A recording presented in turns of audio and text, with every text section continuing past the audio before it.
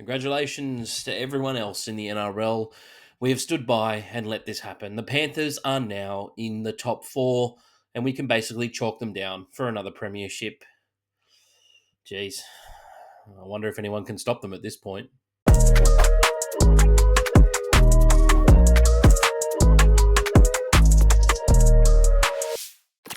What's going on, guys? Burgz here from The Casual Athlete, back at it again for another week of tips and predictions. This week we have round 24 up on the card, and I will go through round 23's tips in just a moment. But if you haven't already, please make sure that you like and subscribe to the channel. We bring out so much content each and every week, and we can't do it without your guys' support. So if you hit that like button and hit the notification bell, it does help us out a ton, and you won't miss out on any of our latest content. Now, guys, let's have a look back at the week that was in round 23. We started off pretty poorly. I wasn't accounting for three separate hamstring injuries, especially to Ezra Mam and Adam Reynolds. I do believe if those injuries don't happen, the Broncos go a long way to winning that game. Adam Reynolds, extremely important for them. Ezra Mam, absolute live wire. And they ended up not really putting in much of an effort after that. Well, they couldn't really. Like, with two of your halves out of the game, it definitely does hurt your chances. And Reece Walsh, again, just throwing forward passes left, right, and centre and complaining to the ref non-stop. Didn't help the Broncos, and they unfortunately went on to lose that game pretty handedly. The Panthers. Now, I spoke about Panthers in the intro, guys. They are now into the top four, and look like they are stronger than ever, or almost as strong as they have been in previous years. This is really worrying signs for the rest of the competition, or those who were thinking that maybe this year they could win a championship about 10 rounds ago. That is no longer the case. We're looking at a Panthers side that has won 9 in a row. So, going for 10 this week, and we will get into their tip later on. The Raiders getting back on track against Manly. That was very helpful. Then we had the Sharks. And once again, I think I've said about the Sharks team quite a lot this year. They're very dodgy. They don't like winning big games or games that they should probably win. It's pretty poor, if you ask me. They should have absolutely hammered the Dragons, but the Dragons have managed to find this way of playing in the wet as well the last couple of weeks that has definitely helped them out. But the Sharks, look, I haven't loved the play all year, and I would love them to miss the 8, to tell you the truth. I just don't think we can expect anything out of them from the finals. And I thought that this winning streak that they had been on was a little bit weak, and no doubt they proved it to me on the weekend. Roosters getting the win, smashing the Dolphins, and that definitely hurts the Dolphins' chances of staying in touch with this top 8. The Roosters still on the hunt for that spot. Dogs getting the win over the Warriors. I think the injuries are catching up with the Warriors, unfortunately for them. The Rabbitohs getting the victory, guys. We got one. We got one of the upsets of the weekend to get up, and it was the Rabbitohs getting over the Titans. Slightly controversial circumstances with Jaden Campbell getting hit in the face, but I think the better team won on the day, with the Rabbitohs getting the win there, and they finally get off that losing streak. And Parramatta getting the win. I thought they'd kill the Cowboys, but the Cowboys managed to make it a pretty close game. Parramatta made a fair few errors, and there was a hell of a lot of talk about the trainer once again getting involved. Trainers, what is going on, guys? But those are the tips from last week. 6 out of 8 tips correct. Look, I'll take that. In a week where most people got 6 or 7 out of 8 tips, we're just staying in touch with the top contenders at this point in time. And if you got 6 out of 8, just like I did, you're definitely doing that. You could have gone for a few speculatives, but it may have cost you in the end. But let's get on to round 24 tips. First game up of round 24 is an absolute blockbuster and is arguably the game of the round, with the Penrith Panthers taking on the Melbourne Storm. Now, the Panthers will be at home in this one at CommBank Stadium, or their makeshift home for the next couple of seasons. And the Storm got a win over the Panthers earlier on this year in March, only by the 6 points. Plenty of points scored in that one, with 54 points scored. I don't love Melbourne coming into this game, to tell you the truth.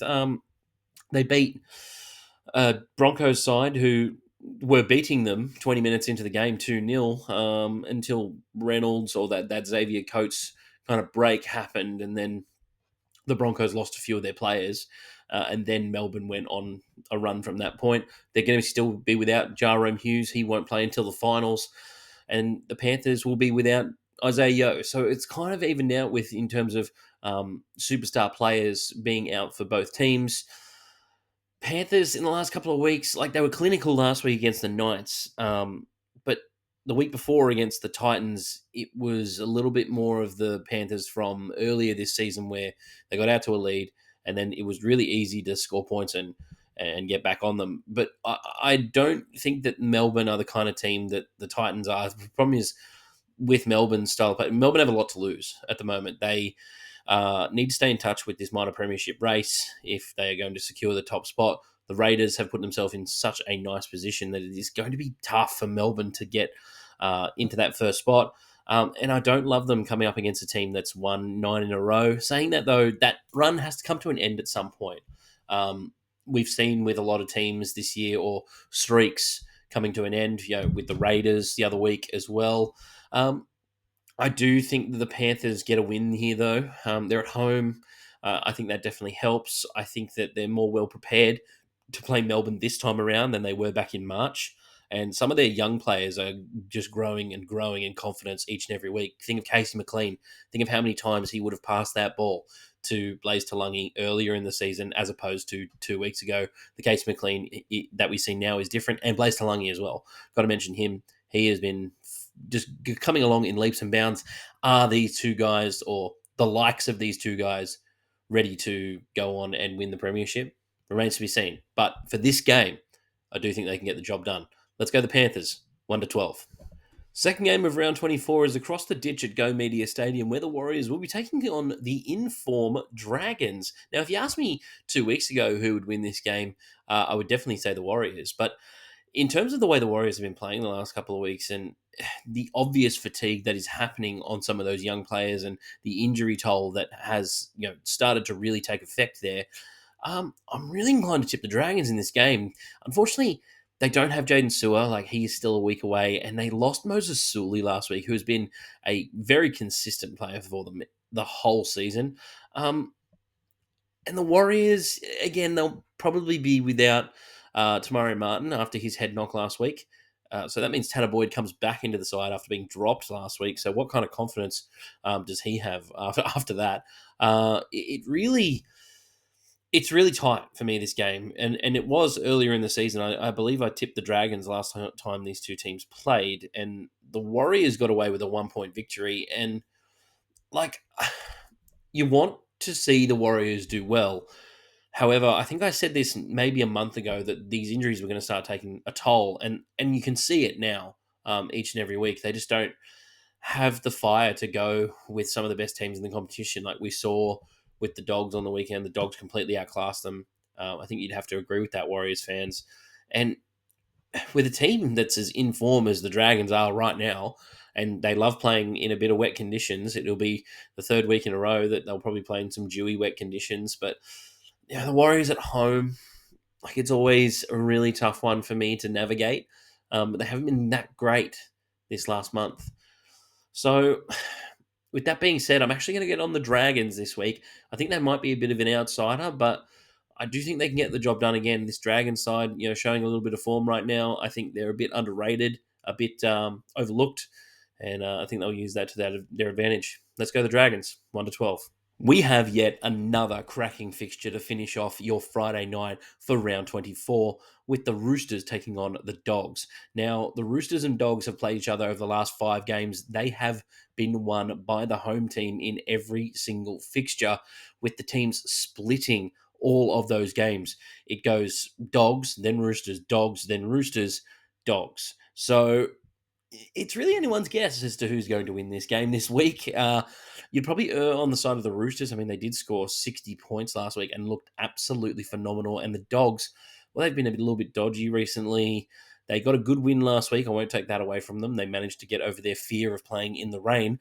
But you would probably say that the way they've been playing recently, it's not as consistent. It's not as... I don't want to say like they've had guys step up, like no doubt. Burton's been amazing like the last couple of weeks. Galvin's still pushing through, a couple of injuries. They're still missing Connor Tracy and Marcelo Montoya. So, there's guys stepping up in different areas. Jethro Renakama's been a pretty good find for them, I would say. But you could say that for the Roosters. They've missed guys all year. Saul Wong's going to be out for this game as well, which is disappointing for me because I haven't been a Supercoach draft. I'm playing finals this week. But, I do think that the Roosters can win this game. They're hunting for that top 8 spot. They've got to be hungry. They've got to be in the fight. The Dolphins are the team that are standing in their way, and if they lose a game this week, especially after getting a game back on the Dolphins last week, it definitely can't hurt their chances to win here. But unfortunately for the Dogs, they're fighting to keep their spot in that top 4, right? Like, they don't want to be playing, the Raiders or whoever they play out of the top 4 is going to be a good team, and no doubt will probably end up beating them on the day. But yeah, I just think the Roosters are probably better for the money in this one. So unfortunately, Dogs fans, I've got to go the Roosters, 1-12. We go to Super Saturday now, where the Sharks will be taking on the Titans in our first game. And it's not a happy fixture for the Titans in recent memory, with one recorded win since 2017. That win coming last season of all seasons. But what I would say is they're within a bit of a shout this week. I would say Cronulla have been one of the most disappointing teams of the season. And that's even with the team being in the top 8. Like, they are probably going to finish inside the top 8, but it just feels like they're going to do nothing in terms of challenging anyone for a premiership at this point in time. But it's been that way, I think you could say, for the last 4 or 5 years. Like, they've looked like this half-decent team, I think, ever since 2021, 22. They were, looking really good in the finals, but have not just won any big games, haven't really had any big scalps in terms of wins. They got one finals win last year, and that was against the Cowboys team that, if you ask me, didn't really deserve to be in the finals. Like, I want more out of the Sharks. Like, they've got such a good team on paper. They've got no excuses, really. Nikora has now been suspended for 3 games. That doesn't help them, but they're coming up against a Titans side that are going to be missing Tino and Fafita. And I think we know how big, like, those losses are. With, Fafita not playing most of this season, you can just tell they're lacking a bit of punch on their left edge. Fermore's done his best, and no doubt Fermore is one of my most underrated players in the competition. He is fantastic. But they've had to shove Chris Randall, who's also doing a pretty good job at the other second row position, while this bloke just sits out on $1.2 million a year.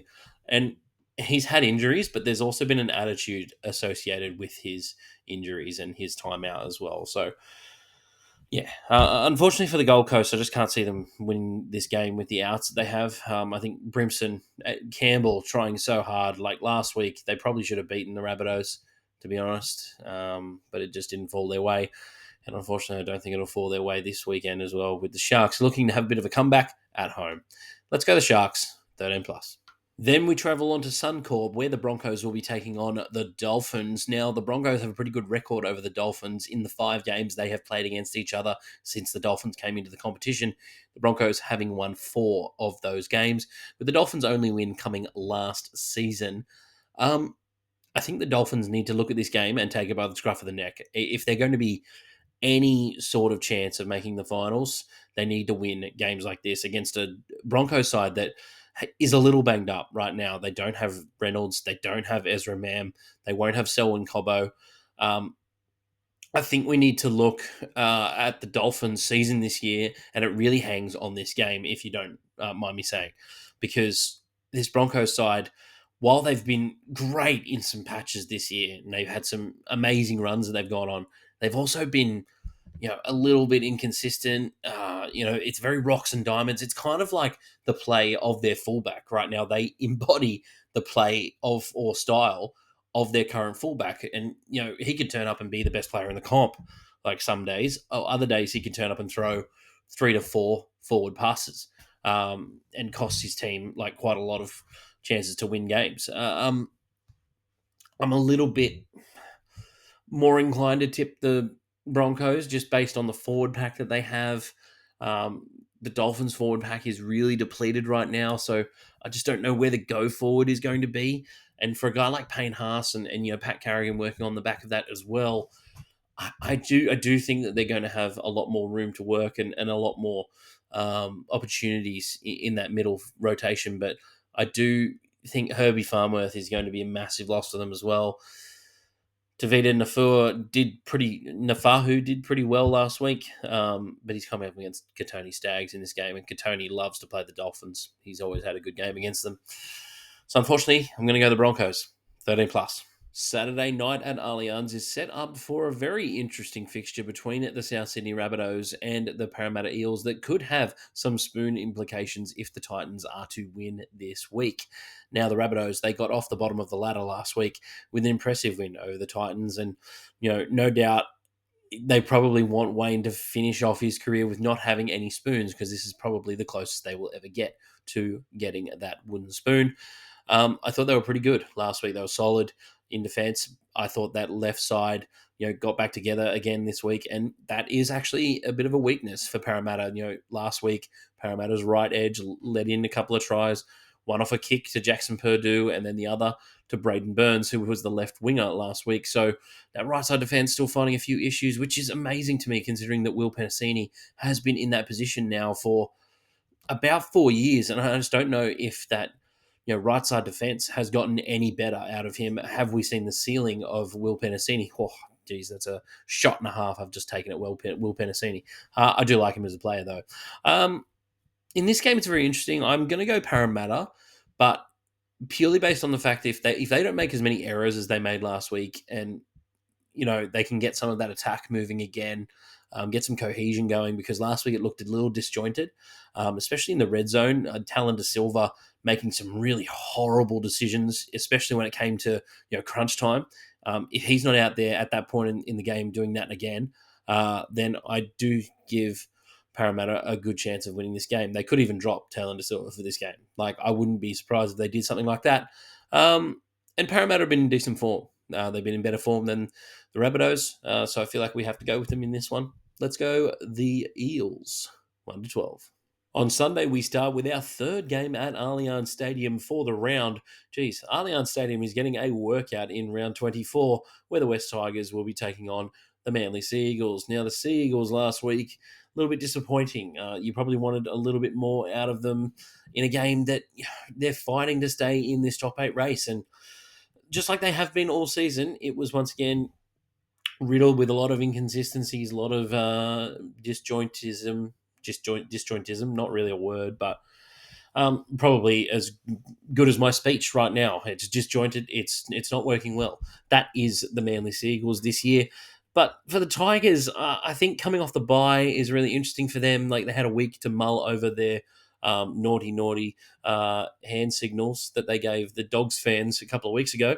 But other than that, they don't really have a reason to go out in there and win this game. And I think I've been saying for a little bit that the Tigers almost need a reason to go out there and play really well. Like, Luai needs a personal battle to make it a personal battle, and go out there and really show the other team up and show what he can do from a one-to-one perspective, and making it almost like a tennis match rather than a team sport.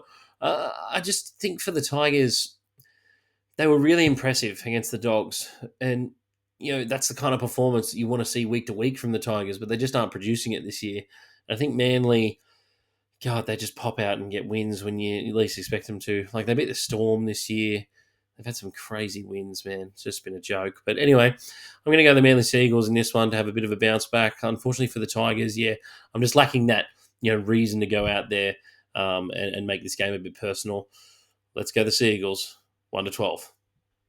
And the last game of the round is a seemingly pretty dour affair between the Cowboys and the Newcastle Knights.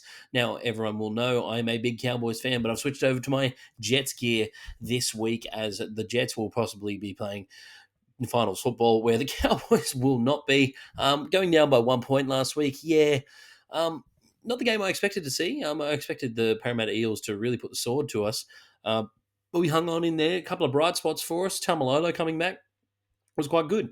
I thought he last time he was out was actually showing a bit of the old remnants of Jason Taumalolo. He's nowhere near the player that he used to be, but and he's also nowhere near worth the million that we are paying him at the moment. But I saw some elements of his game that I liked. Jake Clifford took over the game again. I think when Clifford's in the team, Dearden really doesn't tend to do too much, to tell you the truth. A lot of the play, Clifford swap sides of the field too. Like Clifford normally plays on the right side of the field, switched over to the left for this game, and I thought it worked quite well with Jackson Purdue being there. I still don't know if Jake Clifford's the long-term solution. Like, again, questions about that, guys, and maybe a separate video. But against the Knights here, the Knights, man, they're just turning up every week, aren't they? They're just making up the numbers at this point. Like, how many games do we expect the Knights to win? The last time that the away team won this fixture between these two teams was actually 2015. The year that the Cowboys won the competition, the Knights went up to Dairy Farmers Stadium, or won 300 Smiles it was at the time, and won. That's the last time that the Knights won up in North Queensland Country Bank Stadium. And it's their only win there for the last 10 years. So, yeah, going to go the Cowboys in this one, 1-12. So, guys, that's it for the video this week. I hope you enjoyed it. Let me know your tips and predictions down in the comments section below. Please make sure that you hit that like button and hit the notification bell so that you don't miss out on any of our latest content. And I'll catch you on the next one.